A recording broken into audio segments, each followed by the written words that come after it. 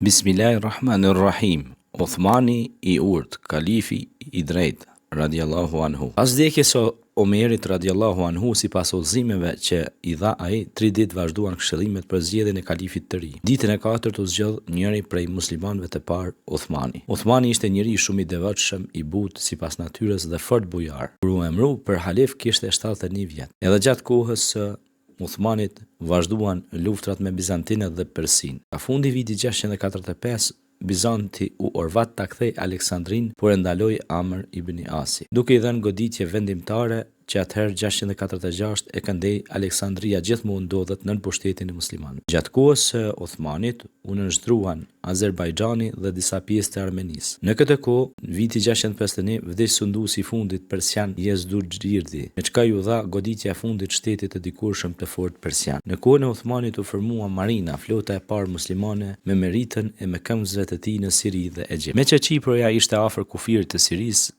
paraqiste rrezik potencial për muslimanët. Prandaj edhe Muaviu e pushtoi në vitin 649. Kjo ishte lufta e parë detare dhe udhëhesa e parë që u bashkua shtetit musliman. Në vitin 654 muslimanët u zbarkuan në udhëhesën Rodos të Greqisë së sotme. Në vitin e ardhshëm 655 në afërsi të Rodosit u zhvillua betejë më e madhe detare në atë kohë. Flota siriano-egjiptiane e shkatroi marinën bizantine prej rreth 500 anijesh. Vetë mbreti Konstantin, i cili e komandonte marinën bizantine, e shpëtoi jetën në Arrati. Me këtë, praktikisht edhe u volos e Persia e marinës bizantine. Në Afrikë, muslimanët i morën prej Bizantit të gjitha qytetet, prej Tripolit e deri në Tanger, të cilat deri atëherë i mbanin ata. Duke e vazhduar në politikën e jashtme praktikën e paraardhësve të tij, Uthmani këtë nuk e arriti edhe në politikën e brendshme. Me ndërrimin e komandantëve të famshëm Amr ibn As dhe Saad ibn Waqqas dhe me vënien e komandantëve të tjerë në vend të tyre, pashmangshëm shkaktoi pakënaqësi. Pas sa kohësh, halifi i erdhi një delegacion i madh, i cili ja paraqiti krejt atë që konsideronte se ishte bërë me padrejtësi. Edhe pse Uthmani i arsyetoi qëndrimet e veta,